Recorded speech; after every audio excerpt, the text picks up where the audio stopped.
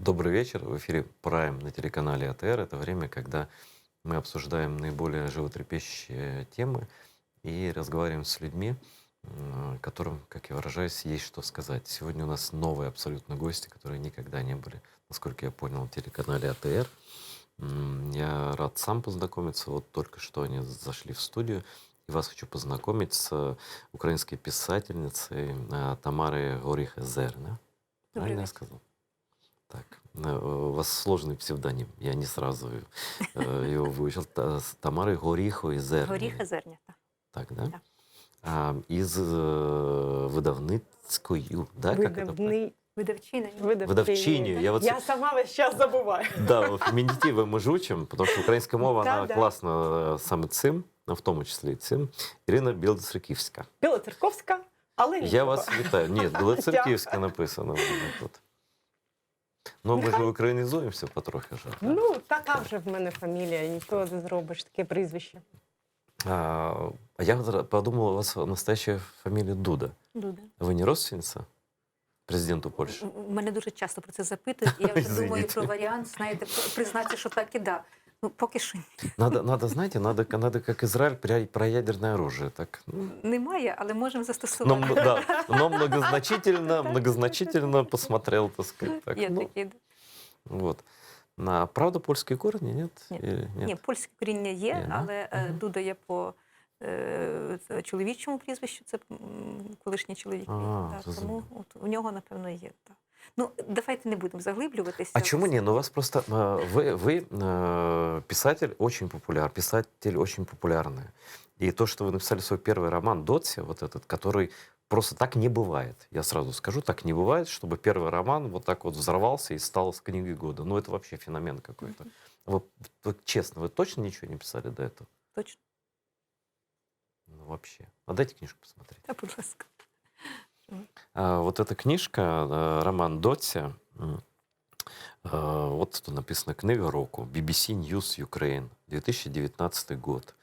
Вот тут всякие приличные люди написали рецензии. Но эта книга была бы тоже невозможна без издательства, которое я не назвал ваше издательство, оно называется «Билка». Так. Вот. И издательство «Билка», как я понял, вы издаете книги не просто какие-то разные, а издаете книги такие, ну, преимущественно, ну не скажу патриотическое, это замазанное такое слово затертое, но книги, ну, про правду, про войну, про Украину, про то, вот, что мы имеем на самом деле, и не ради развлечений. То есть у вас издательство чего у вас?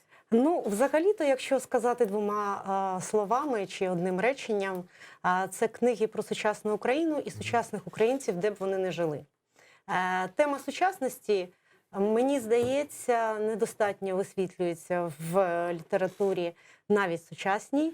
У нас є багато зараз вже гарного перекладу іноземних бестселерів, є класична наша українська література. А от працювати і, я не знаю, що працювати взагалі, можна сказати таке слово, разом з письменниками-дебютантами, авторами-дебютантами, чи авторами, які пишуть свою там другу, третю книгу.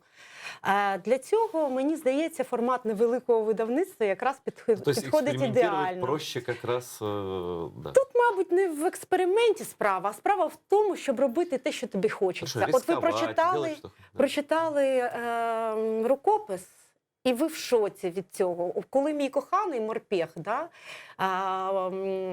їде за один день 3 рази проїхав свою зупинку. 2 рази на метро, в одну сторону пересів, потім знов поїхав, проїхав знову. Потім плюнув, заховав книгу, сів в маршрутку, не витримав, там розкрив і проїхав свою зупинку на маршрутці ще.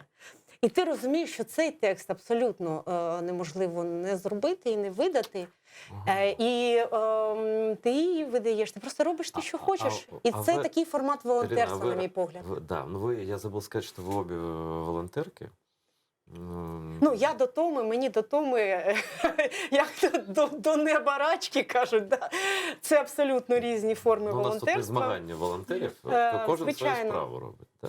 А вы, когда прочитали роман Тамара, вы, значит, сразу поняли, что это будет успех однозначно?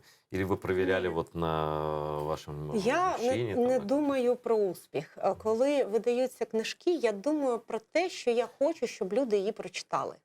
Розумієте? А буде Как там недолго успіх, разориться. не буде там успіх. Ну, як показує практика, як маленьке видавництво видало 2 книжки BBC за 2 роки, взяло Ого. 2 премії поспіль, то в мене, можливо, є якесь непогане Наверное, бачення. вас коллеги-то не любят, наверное. Я Или про це вы- намагаюсь не думати. Я їх люблю. Не, ну правда, вот это не... Но, значит, смотрите, все очень просто. Значит, во-первых, у вас правильный круг общения среди пишущих людей. Во-вторых, я сам газетный редактор с 33,5 личным досвідом. Значит, вы очень хороший редактор. Потому что- Абсолютно ні. Я Ну, як? дуже вдячний читач. Ось що я. Ага. Я читач-професіонал. Я не можу без книги. Мгм. І все своє життя я читаю. І коли я читаю такі тексти, яких не існує в природі, в форматі паперової цеглини, як ми кажемо, в форматі книги, то для мене це просто виклик. І наче навіть такий, знаєте, непорядок. Треба щось з цим робити. Ось так і було, власне, і з доцею. Коли її прочитала, я зрозуміла, що вона просто має існувати. Це як ти вже вагітна, я вже була вагітна, я не могла не народити цю дитину. Звичайно, і ми з Томою були знайомі до, власне, доці. Ми з нею були знайомі кілька років до того, по волонтерці нашій. Тома цікаво розповідає, що у неї в цьому в телефончику була позначена як Іра Грєлки. У нас так волонтерські наші такі теми, ми позначаємо, хто чим займається. Так от Тома їздила на фронт, власне, а я організовувала поставку хімічних грілок тоді. От і ми через цей волонтерське спілкування вже маєш якийсь елемент довіри до людини. Да? Я вважаю, що саме тому Тамара і довірила мені цю книгу видати. Ну, хочу добавить, что я к стыду своему, ну, просто вообще ничего почти не читаю, но я всем рекомендую, сам обязательно прочитаю, рецензии прочитал, просто хочется схватить, уйти с работы и не появляться дня 2. Вот. И я рекомендую всем, кто имеет такую роскошь, сделать это как можно скорее, а я сделаю как только смогу. Я хочу спросить, Тамар, а как у вас какой-то литературный опыт все-таки был? Ну, вы где-то журналистом, наверное, работали, или что-то такое, нет? Ну, я філолог, Ну, от я я говорю перекладач, вже, да, тобто да, у мене ви дві переводчик. вищих освіти. За А з першою яких освітою язиків ви я переводите? англійська. Перша освіта у мене є журналіст, я ваша колега. Ну, от я ж чувствую. А друга освіта я і друга професія, основна моя професія, я перекладач, я з англійської, на англійську мову перекладаю багато Проза? років. Поезія? Проза і технічна документація, юридична, яка завгодно, і комерційні переклади, літературні, і науково-популярні. Тобто це основна ваша робота і зараз? Так? І зараз. Мгм. Зараз я її не залишаю, я її люблю. Це та справа, якою мені подобається займатися, і вона дуже добре відповідає моєму темпераменту, характеру. Я, Ірі, кожен раз скаржуся і плачуся, що перед кожною презентацією кажу: Іра, я зараз буду падати, втрачати свідомість, а ти на мене хукайте, приводьте до тями, я, значить, буду... Ви така впечатлительна? Я переживаю страшно. Ви не уявляєте, як я зараз хвилююсь? Сейчас? Да, я слова забуваю, не те слово. От, а ця книга, розумієте, ми багато про це говоримо, міркуємо. Була потреба на такі. Вона є і досі є потреба на такі книги. У нас про нашу війну зараз пишуть до непристойного мало. Та кількість книг, яка ніби вражає по номіналу, яка присвячена війні, там це вся волонтерська, ветеранська література, вся художня, Ну, вона ж є, вона існує. Вона є. Да. Дякувати Богу, зараз вже ніби говорять більше 1000 найменувань є на даний момент. Коли я починала писати цю книгу, було значно менше, значно скромніше. Але все одно я вважаю, що їх повинно бути на порядок в рази більше.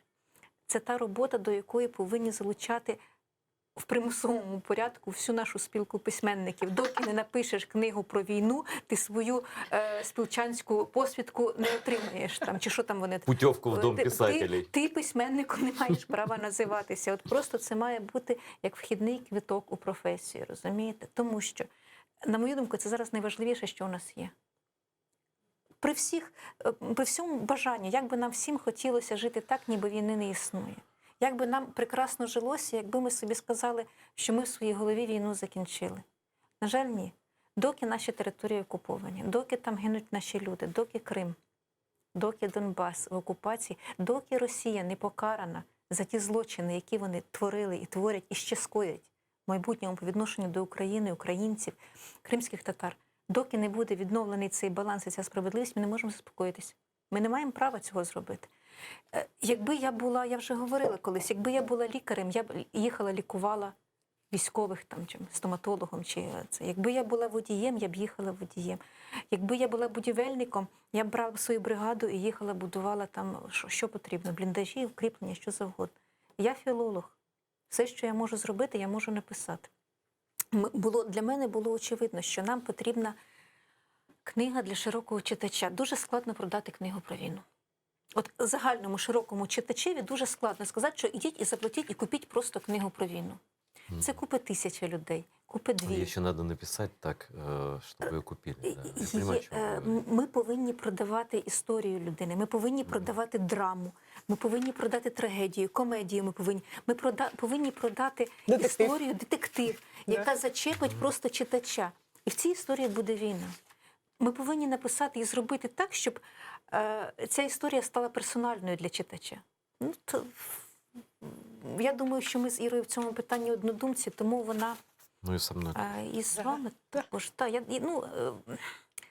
Я пам'ятаю дуже добрий момент, коли я прийшла з цим рукописом до неї. Ми то були знайомі заочно, тобто вона в моєму телефоні дійсно була, ми співпрацювали, але це був такий час, що в наших телефонах 1000 контактів були. Просто коли постало питання, куди піти з цим рукописом, з цим видавництвом, я просто витягла Іру, тому що я бачила її дописи на Фейсбуці, я розуміла її позицію співзвучну. Але, звичайно, я не сподівалася, не розраховувала на те, що це у мене якийсь там є блат, по якому мене надрукують чи так, чи не. Не, в литературе блата нет, как и в журналистике. абсолютно, Мы же знаем прекрасно. Так, Ну, просто я прийшла своєю папкою, ми там вже і познайомилися, я лишила свій рукопис.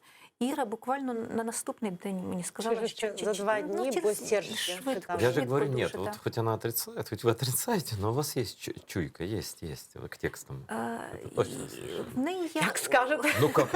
Я вам верю, Тут верю, у нас я не против. результат на табло, если вы Так, две давай, книги року года издали. не Да. зробили. Девіз Іри і видавництва «Сучасники про сучасники» мені дуже співзвучний. Я вважаю, що нам з одного боку дуже не пощастило. Краще було б жити не в епоху війни, а Ну, жити... это же мы не выбираем. Краще було б Ну. жити, звичайно, якби був вибір, ми б вибрали якийсь мирний, благодатний період після війни, після перемоги. Але з іншого боку, нам випали такі речі, які цікаві дуже, в тому числі для автора, для творця, для... Ну, вообще, если так цинично уже совсем говорить, что во время войн рождаются лучшие произведения. Это Це так литература більше подтверждает. того. Ну, абсолютно правильно.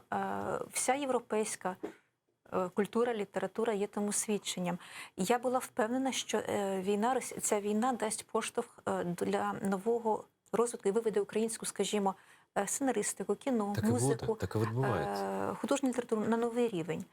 Просто хочеться, щоб швидше, хочеться, щоб воно, знаєте, не так... А наші люди якось дуже... Я коли чую, коли говорять, що треба почекати років 5, а потім переосмислити і заднім числом написати це все, так не вийде. Мне знаете, что говорят? Во-первых, я вижу, что вы обе, Ирина и Тамара, вы обе перфекционисты. Є такі, Вы чертовы отличницы, как я называю таких людей. є. Да, потому что у вас все должно быть идеально, и, в принципе, у вас все получается. Вот. Еще я увидел цитату, это из вашего, Тамара, интервью. Сейчас я ее прочитаю. Донбас – це точка обнуління, місце сили, де прозвучали найважливіші запитання. І тільки там заховані потрібні відповіді. Там, де все починалося, там все і завершиться. Коли історія пройде чергове коло, і вічний змій Уроборос знову вкусить себе за хвіст. Да, це цитата із Книги. передмови, Да. з передмови до Мгм. книги. Да, є. Інтро. Но я хочу напомнить, что все-таки есть совершенно идентичные высказывания, кстати, почти идентичные высказывания. Это цитата из редактора «Украинской правды» Севгиль Мусаевой, которая сказала весной 2014 года: «Все началось с Крыма, и все с Крымом и закончится». Потому что на самом деле мы же понимаем, что Донбасс это просто, это не просто, это страшно, но это продолжение Крыма. То есть должно было быть еще больше, да, но Путин, понятно, что он делал. А какое ваше отношение к Крыму? Что вы думаете о Крыме?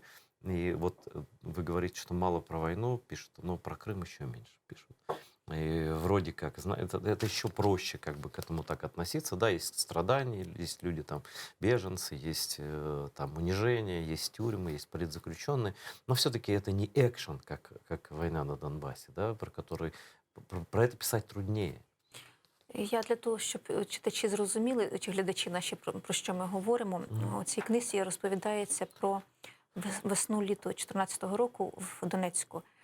Перші місяці перед окупацією і перші місяці окупації. І там дуже скрупульозно і дуже ретельно зафіксовані ті моменти, з якими стикались місцеві люди. Так, щоб до тактильних відчуттів, до запахів, до звуків, до всієї цієї динаміки, цієї логіки того, що там було, яка абсолютно інша, якщо на неї дивитися зсередини. Тобто логіка подій, якщо дивитися на неї очима жителя Донецька, вона дуже сильно відрізняється від логіки подій, які видавалися назовні жителям і України, і Росії. Я думаю, впевнена, що абсолютно те саме відчували жителі Криму.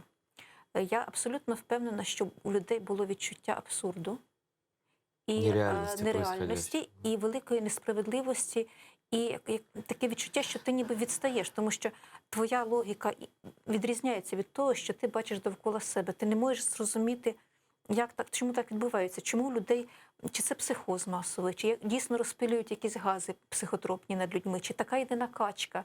Звідки ці люди взялися? Почему твой сосед вдруг достал ні чужой флаг, и все, он с тобой Абсолютно. 25 лет ел плов на днях рождения, а тут говорит, убирайся из свою Украину. Як так вийшло?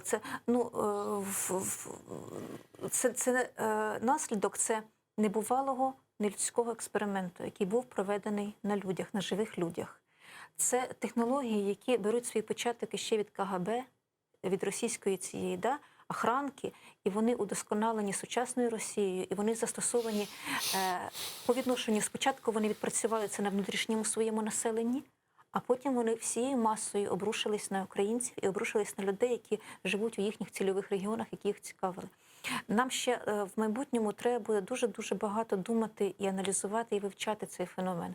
І думати, що робити з цими людьми. Наприклад, я вважаю, в цьому відношенні я не оптиміст. Я боюсь, що ту шкоду, яку завдали людям і людській психіці, її практично неможливо відкатати назад.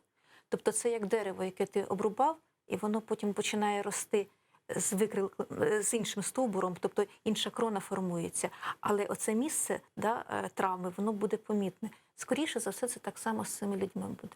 Те, що пережито, і те, що вони ж не працюють із логікою, вони ж працюють із набагато глибшими емоціями, розумієте? І вони діють на підсвідомість. І як ти потім цій людині не доводь раціонально, не пояснюй, а якщо вона свого часу повірила в розп'ятого мальчика, хай вона потім забула про цього мальчика, але оцей шок і ця паніка, і все те, що було потім, воно абсолютно Знаете, я лишається. наведу близький приклад, далекий за часом, але близкий за сенсом.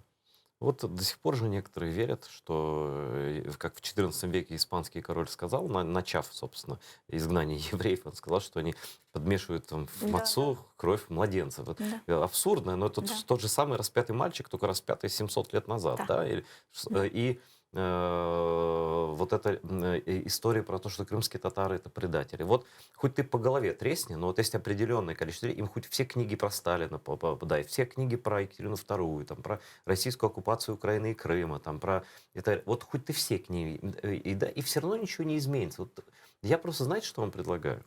Не считать это огромной проблемой. Сейчас я поясню, почему. Извините, что я так долго говорю. Я вообще-то люблю молчать и слушать.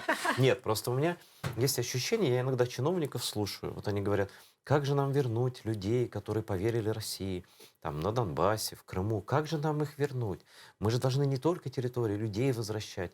Некоторые даже договорились до того, что россияне, оставайтесь в Крыму, живите, Мгм. ничего страшного, там такое, ну как не страшно, я говорю, но у нас там было 15%, сейчас уже, наверное, 8%, а Мгм. если эти останутся, там у нас будет 3%, нас можно будет просто, так сказать, смахнуть со стола, да, что у вас не Мгм. существует крымских татар.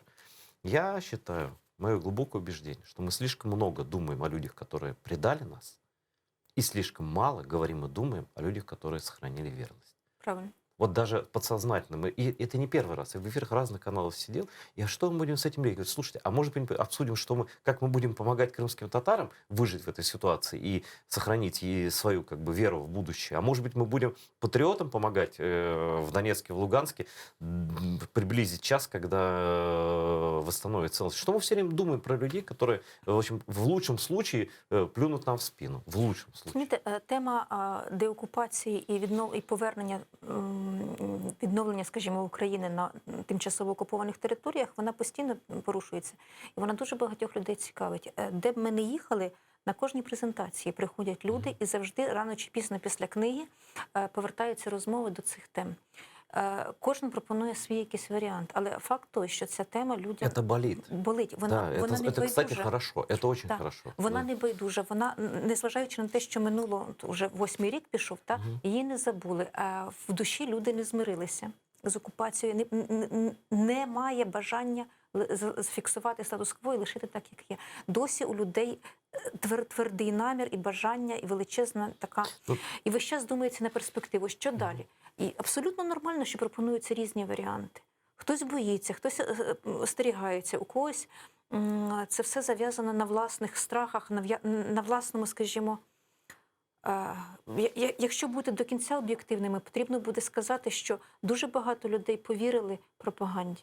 Дуже багато людей мають спрощене уявлення про ці події. Дуже багато людей для себе прийняли те, що вони покликали Путіна, значить вони винні, і все. І забудемо, і про це більше не думаємо. Це захисні механізми Тамара, такі. Ирина, это правда. Но мы возьмем книгу любую про войну, про любую причем войну, и мы там найдем пропаганду, коллаборационизм. Просто не принято говорить, что там, и когда Наполеон был, и когда Гитлер был, и Муссолини, присоединялись разные люди. И их тоже дурманивали, кому-то что-то обещали, потом обманывали, потом это такая история, это вечная, тут ничего нового нет. Я особисто для себе вважаю, що після деокупації, незалежно від того, яким чином вона відбудеться, мирним шляхом переговорів, шляхом якихось поступок Росії, чи воєнним, чи комбінація буде, чи якась гібридна, це варіант. Нас, звичайно, чекає ряд серйозних задач і викликів. Вони складні. Але що у цьому світі просте?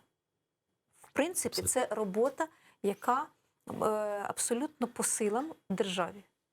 Це робота, яку Україна може провести, виконати. В Україні є ресурси, є люди, є методики навіть, не наші, хай будуть запозичені, але як при бажанні це все можна адаптувати, це використати і відпрацювати, і зробити так, щоб це було насамперед відповідало інтересам України, українців, кримських татар. Це складно буде, це затратно, там, це будуть якісь конфлікти, звичайно, це будуть якісь особисті драми там в певному, але на рівні історичному, скажімо, ми цю роботу проведемо і виконуємо. Тобто я не панікую у зв'язку з цим. Я же вижу, какая из вас паника. Да. Вы такие вообще Да. уверенные в себе дамы. Але, звичайно, що ми, Іра теж, напевно, скаже, вона теж з цим Я постійно чувствую, Ире есть стикається. что сказать. Я із задоволенням вас слухаю, неймовірно, ти ж знаєш завжди. Ір, До речі, 55 хвилин – це не так вже і багато. Для нас вдома у нас презентація від 2 годин. І для нас давайте робити зараз те, що ми можемо. На даному етапі ми можемо максимально чесно писати про те, що відбувалося, і зафіксувати те, що сталося. Тобто ми можемо запропонувати свою версію подій, ми можемо опитати, записати свідчення очевидців. Ми можемо те, що ми зробили, зробити художню книгу, яку читають люди, далекі від війни. Тільки тому, що їм цікаво взяти з собою в літак, в потяг, на дачу, в село. Людина кидає книжечку, а потім дзвонить чи пише мені, що я через вас, значить, знов нічого не зробив, не прополов, пропустив літак, пропустив потяг, тому що така це. І ваша книжка пішла по руках, вже передана другому, третьому, четвертому і так далі. Оце та робота, яку ми змогли зробити Нет, это на очень своєму. крутая работа. Это, и знаете, действительно физически война не всех коснулась, правда. Да? Не у всех погибли друзья, родственники, не все были волонтерами, кто-то был на заработках в Польше, кто-то Да. что-то еще, даже, дай бог, в России. Да? Это эмоциональное долучение человека до этого. Это такая задача серьезная, и хорошо, Крім что вы того, этим що ми занимаетесь. думаємо про те, що буде через 10-15 років, коли про ці події захочуть почитати діти сучасні. Їм треба література про цю війну. Так она сейчас уже нужна. Правильно? Ну, дети, вот смотрите, вот человек пошел в первый класс, и вот он уже сейчас уже осознанный читатель, которому уже не сказки нужны, Да. а нужны романы, их худлит, ну, как это, сучлит, как укосучлит, я знаю. Укрлит. Сучокрлит, да. Поки що ще ця тема більш-менш на слуху, скажімо. Поки що багато очевидців є в нашому середовищі. Але ж це зміниться. Чим далі в часі. А у меня другой прогноз. Мне кажется, тем больше будут писать. Вот сейчас подрастет поколение более осознанных украинцев, и тем больше будут писать и снимать. Это пока еще, знаете, вот как после больших войн не сразу знали, как это переваривать, да? И страшно снимать было. И я думаю, что Ахтему Ситаблаеву тоже страшно было снимать киборгов, да? Потому что тут вот это на самом деле страшно, когда вот они люди, живые живі люди, которые там були, і там, і тут, да, Да, і в залі тепер сидять. Так знаете, что тут, короче, я слышал такую историю от художника фильма Хайтарма, Шевкета Сейдометова, что вот он декорации вот эти построил, много раз об этом рассказывал, вот Донецкий аэропорт построил под Киевом просто.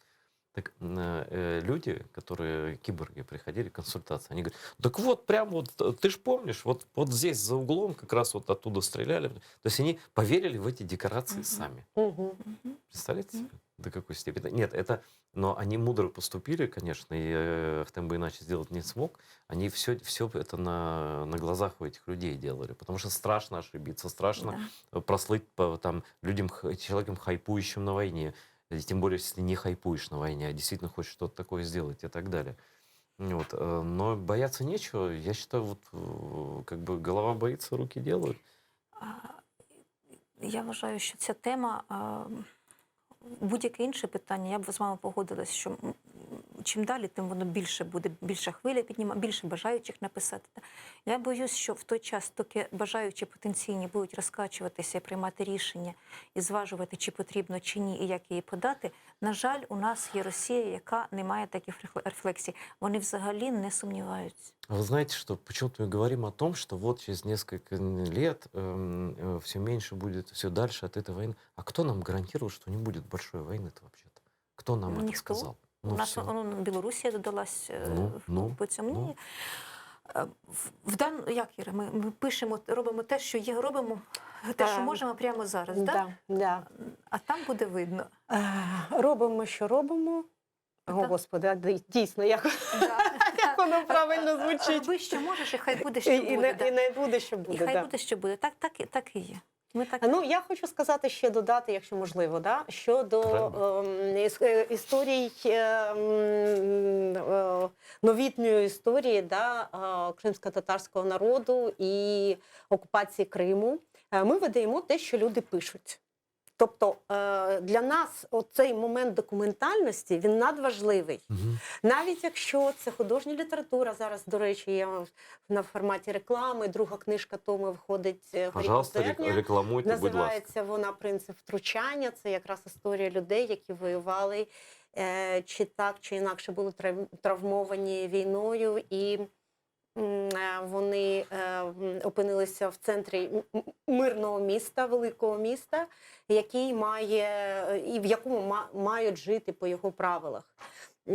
І там також багато історій людей, які спілкуються з Томою, яких Тома особисто знає.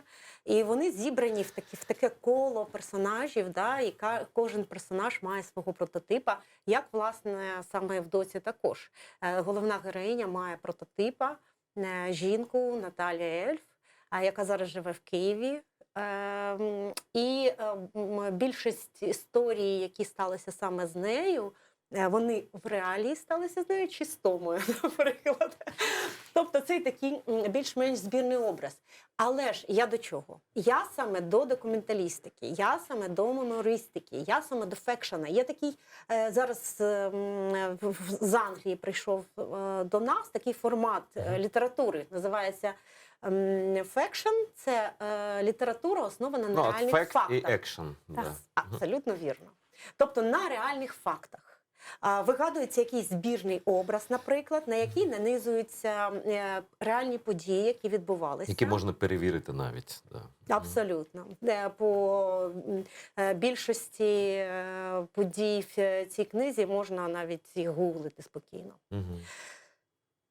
Про нього пишеться історія, яка має своє начало, закінчення, звичайно. Персонаж може мати прототипа, не мати, це не настільки важливо, але відчуття, атмосфера цієї події, вона, цієї книги, да, у стилі фекшн, вона якраз передає те, що хоче передати автор документально.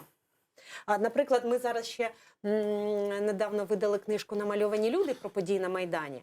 Там та сама ситуація, та сама історія.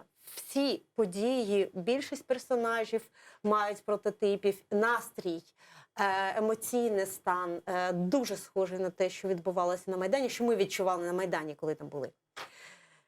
Але ж основний персонаж там наче вигаданий. Ота сама історія про події в Криму. Дуже мало про Крим пишуть, тому дуже мало про Крим видають. Якщо будуть класні тексти, якщо будуть цікаві історії, які ми можемо понести трохи далі за наше обмежене коло спілкування, да? Де ветерани, волонтери, військові, переселенці, а трохи туди, в люди, да? Трохи, то видавці будуть видавати. Тут навіть не тільки про мене, бо я не багато видаю, а будуть видавати великі видавництва. Я хочу додати тут. Ну, по-перше, не соромтеся, будь ласка, звертайтеся за рекламою. Ну, я особисто можу прочитати і щось написати про ваше видання. Це для мене честь, бо ви Це важливо. правильну справу робите. Це перше. Друге, були спроби об'єднати навіть теми Донбасу, окупованого і Криму. Може, ви читали, не читали. Роман, от я просто забув. Бджоли, які бджоли? Там із двох слов. Андрій Курков написав роман, який пов'язує Крим окупований. Там, от там є там, так, людина з окупованої частини Донбасу їде до свого друга Кремли, кримського татарина, в окупований же Крим. Була така спроба. Але ось саме про Крим, про життя в окупації, про події художньої літератури, ну, скоріш за все, немає, дійсно. Я знаю кількох блогерів, кількох людей з Криму, які пишуть у форматі щоденника там на Фейсбуці. Ну це ж не зовсім. Ну це неможливо читати. Це може вас драматично, так, ну, да. Ну, знаете, как говорит мой друг Бабченко, жизнь, почему так вот этот фэкшн пошел, да? Потому что жизнь лучший сценарист. Вот потому что придумать то, что у нас окружает, сейчас вот такое время, когда жизнь опережает мечту или страхи. То есть вот она сама такая, что ты... Вот сейчас, ну, допустим, если бы кто-то в 2013 году принес вам в издательство роман про оккупацию Крыма, вы бы русскими, вы бы сказали, да ну ладно, у нас же договор с Россией, ну какие там, ну какие бы ни Та были, я в но у нас 13-му договор с ними. році і книжки видавати не збиралась, чесно кажучи. Угу. Моє видавництво 2,5 жизнь, роки. жизнь опережает мечту, я же говорю про это, да? То есть то, что нам казалось абсолютно нереальным, не смешным, то есть, ну как, ну что за глупости говорить, такого не может быть, потому что не может быть никогда. А вот оно. И много таких вещей. Распятый мальчик, кто мог это придумать? Ну кто? Да? То есть сценарист в этом плане писателям сейчас сложно, потому что придумать что-то круче, чем жизнь, это очень-очень тяжело. И надо ли вообще, потому что собирая истории и так далее. Я хочу спросить, может быть, это, конечно, это творческие вещи, это между музами и писателями нельзя лезть, как вот между мужем и женой, это вообще такое дело. Но, может быть, вы заинтересуетесь темой Крыма, может быть, вы захотите... Просто крымским татарам про себя тяжело. И мы про себя так не расскажем, про свои ощущения, потому что, ну, это немножко другое. Вот все-таки и писатели, и кинематографисты, они же рассказывают историю, я говорю, большому кругу людей. Нас мало, физически мало.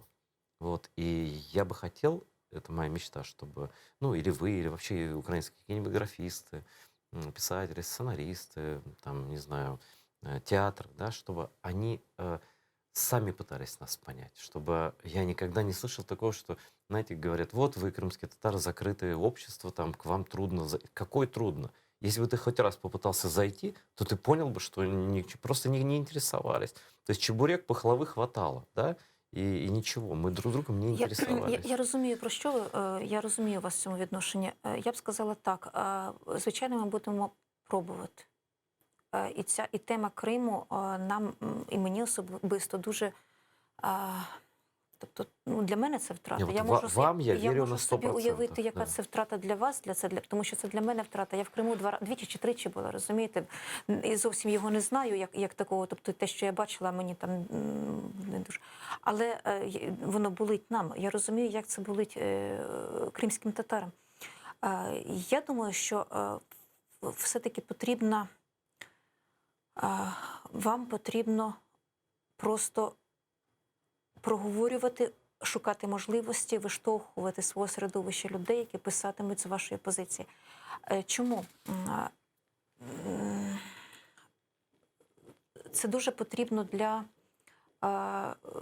розумієте, коли ми заходимо там на чужу територію, там, на чужу землю, ми ставимо свої якісь будівлі, ми ставимо свої паркани, ми ставимо свої мітки, що це наша земля. Абсолютно те саме відбувається в духовному полі. А ми повинні поставити свої мітки, ми повинні свою територію застовбити, ми і ви. Це робота складна, але вона посильна. Тобто це може писати, тобто людина, це здається, що це непід'ємна праця, якась така, яку я коли писала доцю, розумієте, я ж не письменниця. Я теж розуміла, що я взялася за непідйомну роботу. Це все одно, що мені доручити притягти слона своїми руками. Я його притягла, тому що я кожен день протягом 1,5 року присвячувала цій книзі кілька годин на день. Це збір матеріалу, це написання. Я деякі речі писала сторіночку в день. Але сторінка в день, якщо ти її пишеш рік, це 365 сторінок. А 365 сторінок – це роман. Да? Розумієте? Точно так само я впевнена, що є люди, які можуть це зробити, просто вони або бояться обсягу роботи, або бояться нової справи, або бояться осуду, чи засудження, чи критики, яка може бути болючою. Тут для себе потрібно зробити висновок, сказати собі, що я готова до критики, я готова до провалу, до чого завгодно, але я повинна цю роботу зробити, тому що на даний момент ніхто інший її не зробить, ніхто не візьметься. Вийде, це буде плюс великий для моєї країни, для мого народу і для мого світу. Не вийде, моя країна від цього не програє. Це буде мій персональний програш, але це не трагедія. Тобто в порівнянні із тим завданням, яке стоїть перед нами, розумієте, люди гинуть, просто життя втрачають, свідомо йдучи на смерть. Що таке в порівнянні з цією жертвою пожертвувати кількома роками там годин так, роботи, і що таке порівняно з цим ризик провалу, чи критики, чи якогось несхвального сприйняття.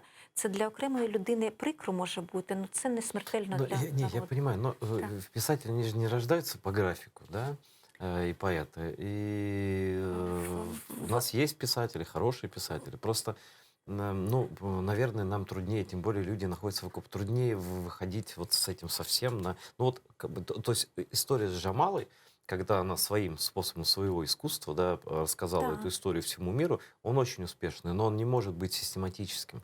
Да, то есть это все-таки стечение многих разных обстоятельств.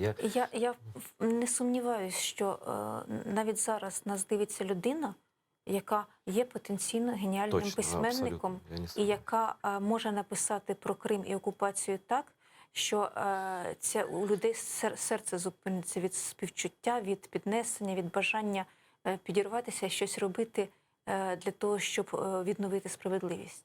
Я не сумніваюся, що така людина є, але вона з якихось причин не пише.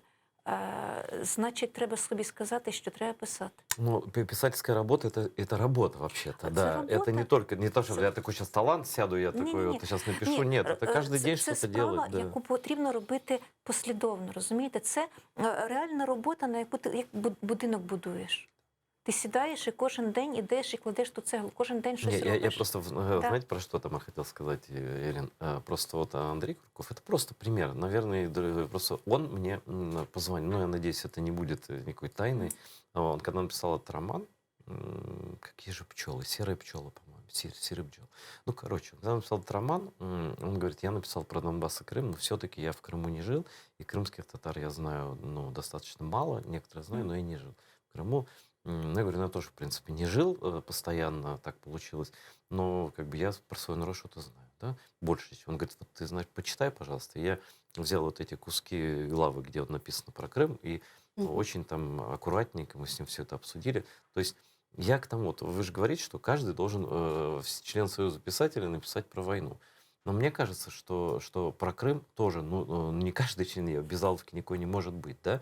Но вот есть же художники, допустим, Андрей Ермоленко, да, или там Никита Титов, они ни разу не крымские, там ничего, да, но у них вот это ощущение несправедливости по отношению вот к народу моему, да, они рисуют наши символы, они рисуют наши флаги, они, ну, то есть я призываю, нас просто физически мало, нас в Украине 0,1% в мирное время во всей Украине.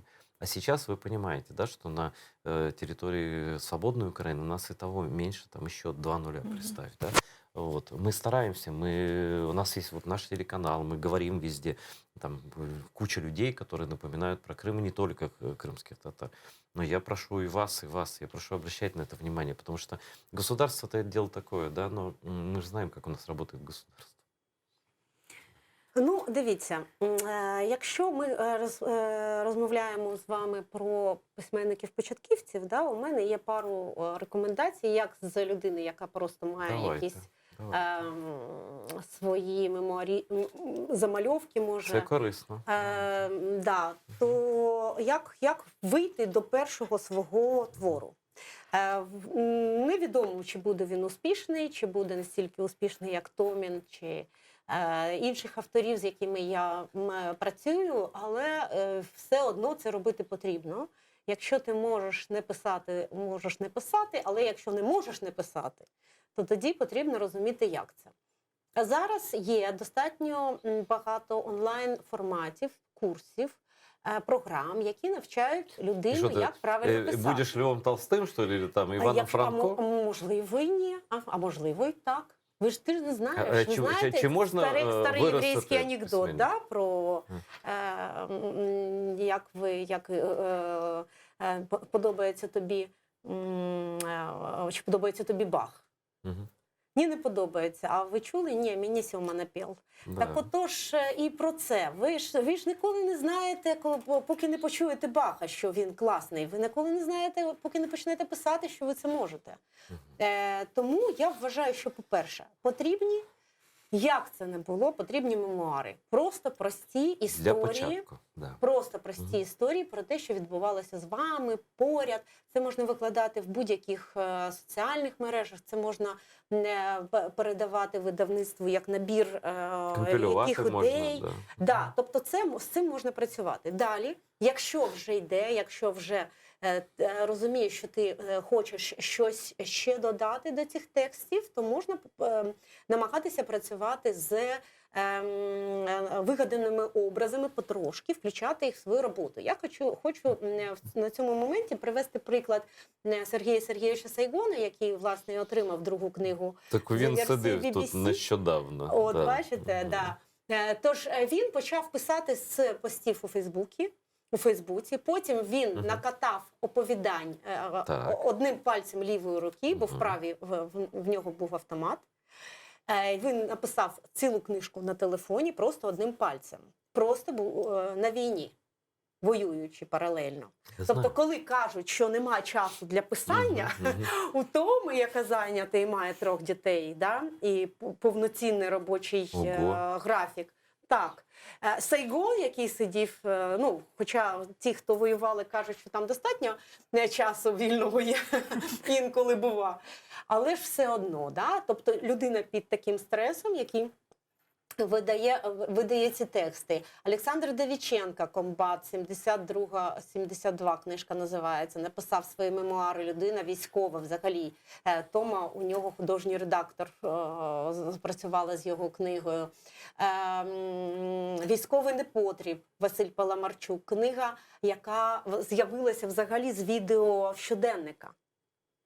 Розумієте, є стільки зараз класних, прикольних і цікавих форм, які можуть бути цікаві і людям, які потім з цим будуть працювати, робити великі художні якісь форми, чи вони можуть бути самодостатні, як є. Але потрібно працювати, але потрібно бути людиною, яка каже, що мені потрібна допомога, да? Проговорює це. Я хочу зробити так і так. Давайте поговоримо, як ви можете мені допомогти. Это есть еще один такой анекдот, когда ну, человек обозлился немножко на Бога и говорит, ну что ж ты делаешь? Вот все живут нормально, вот, а я даже не могу выиграть в лотерею. Ну, послал бы мне немножко денег. И Бог такой смотрит, ты хотя бы лотерейный билет ты купи. Бачите?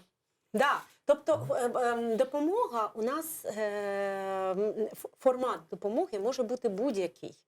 І я з точки невеликої там кочки свого невеликого видавництва навіть також готова протягнути руку допомоги, і якщо не видати, то проконсультувати, допомогти порадою, допомогти Вы даже контактами. почти, Ирина, меня, у вас какой-то дар. Вы даже почти меня хотіла сказати, що увидели. у вас, скоріше за все, немає шансу не написати книгу. Просто ви ще трошки з нею посидите, і ви зрозумієте, що це ваше покликання. Закриєте зараз, знімете свою петличку і підете негайно працювати. Одна сторінка в день. Мене не відпустять. Це відговорки. Я не можу залишити свій підпис. Кожного своя війна, да? Абсолютно Іра права в тому, що мало нам живого фактажу. Ми мало знаємо. Ми про окупацію Криму знаємо дуже мало. Ми бачили картинку, яку нам показували по телевізору. Угу. Яка, Та її багато хто забув, я насправді. підозрюю, що ця картинка дуже мало має спільного із реальністю, з тим, що відбувається. Зараз з Криму доходить мало інформації. Тобто ми читаємо, звичайно, там кримського бандерівця, там інші пабліки, так, але інформації дуже мало.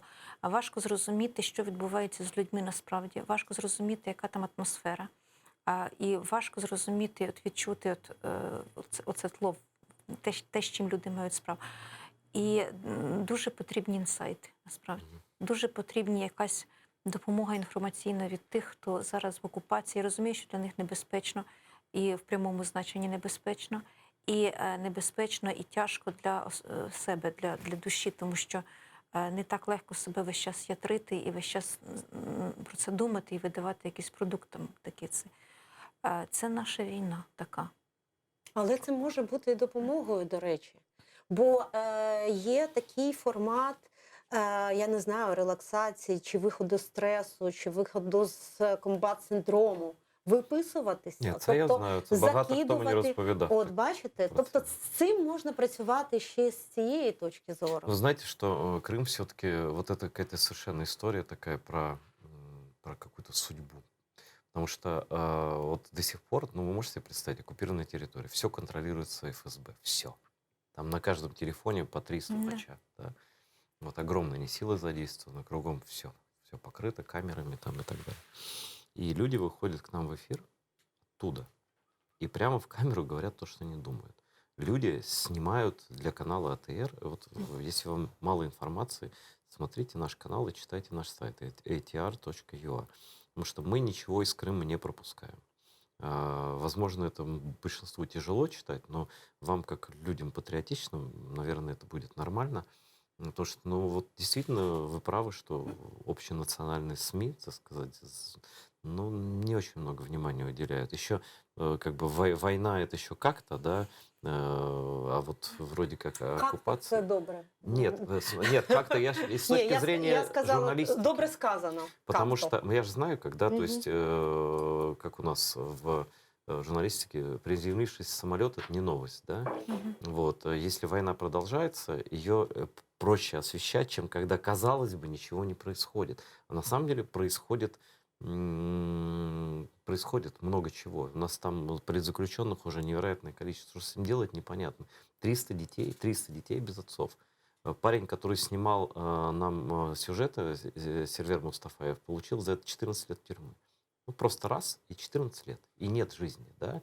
И про них как бы никто и не помнит. И вот мы, ну как никто, ну помнит, конечно, но просто, вы же понимаете, мы все равно небольшие по размерам, да, и нас не все слышат. И у всех свої діла, я це все понимаю теж, но... Ну тому і писати, власне, вибачте, якщо я перебиваю, писати, Ні-ні-ні. власне, потрібно так і розповідати потрібно так, щоб це було новиною, щоб про це розмовляли, про це казали, хотіли перекладати на інші мови, розповідати історії на загал там всепланетарний. Я вже взагалі фантазую і мрію, але для мене це важливий момент, щоб ми були почуті. Якщо ви думаєте, що Томіна книжка, яка отримала, ну, стала найкращою за версією BBC, ми перекладена вже на 3 мови. А, вже переклали, да? Да, ми видаємо англійською мовою, але просувати англомовний переклад ми будемо власноруч. Угу. Так? Бо ми подивилися, поспілкувалися з видавництвами, великі видавництва, наче цікава книга, наче найкращий роман в Україні. Угу, Да? угу. Але вони не забираються із руками і ногами, не біжуть до Томи англомовні видавництва, американські, канадські, австралійські, англійські. Ми будемо це робити самі. І сидіти і чекати, поки хтось прийде і про тебе напише, а ти відкоригуєш. Я вважаю, що це трошки інфантилізм. Писати, кричати, волати потрібно самотужки. Так а чим ми займаємося всі? І потім вже, ні, я власне про книжки, да? Я зараз про книги.